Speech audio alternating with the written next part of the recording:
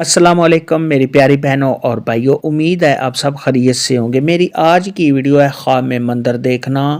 خواب میں مندر میں نماز پڑھنا یا خواب میں خود کو مندر میں جاتے ہوئے دیکھنا کیسا ہے۔ اس خواب کی کئی ساری قسمیں ہیں مگر ہم آپ کو اس کی چند تعبیریں بتائیں گے۔ ویڈیو شروع کرنے سے پہلے میری آپ سے گزارش ہے کہ میرے چینل خواب کی تعبیر کو سبسکرائب کر لیں تاکہ آنے والی ہر نئی ویڈیو آپ تک آسانی سے پہنچ سکے اور آپ اپنے خواب کی تعبیر جان سکیں۔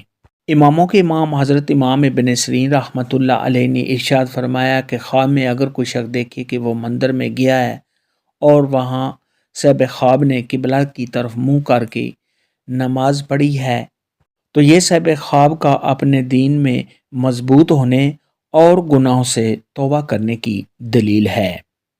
حضرت امام جعفر صادق رحمۃ اللہ علیہ نے ارشاد فرمایا ہے، خواب میں اگر کوئی شخص مندر دیکھے تو یہ نیک آدمی کے لیے خیر اور نیکی کی دلیل ہے اور برے مفسد آدمی کے لیے یہ شر اور فساد پر دلیل ہے۔ خواب کے اندر اگر کوئی شخص دیکھے کہ وہ مندر میں گیا ہے اور اس نے وہاں یہودیوں کے قبلہ کی طرف منہ کر کے نماز پڑھی ہے تو یہ اس بات کی دلیل ہے کہ صاحب خواب یہودیوں سے محبت کرے گا۔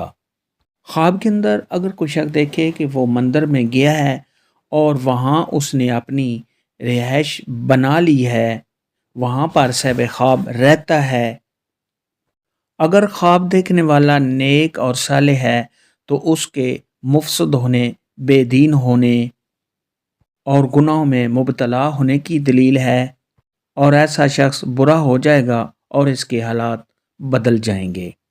حضرت ابراہیم کرمانی رحمۃ اللہ علیہ نے ارشاد فرمایا کہ خواب میں اگر کوئی شخص اپنے آپ کو مندر میں دیکھے تو یہ اس بات کی دلیل ہے کہ صاحب خواب بے دین لوگوں کی بولی زبان بولے گا۔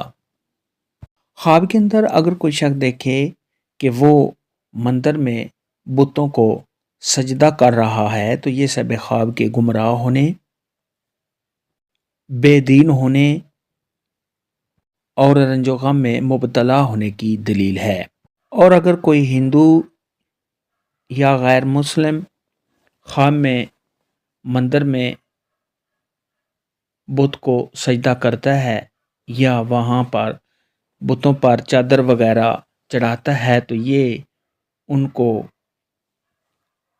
خوشی ملنے، اپنے مقصد میں کامیابی ملنے اور اگر غیر شادی شدہ دیکھے تو شادی ہونے کی دلیل ہے۔ خواب میں مندر دیکھنے اور اس میں نماز پڑھنے کے متعلق آج کی ویڈیو میں اتنا ہی تھا۔ اللہ حافظ، دعاؤں میں یاد رکھنا۔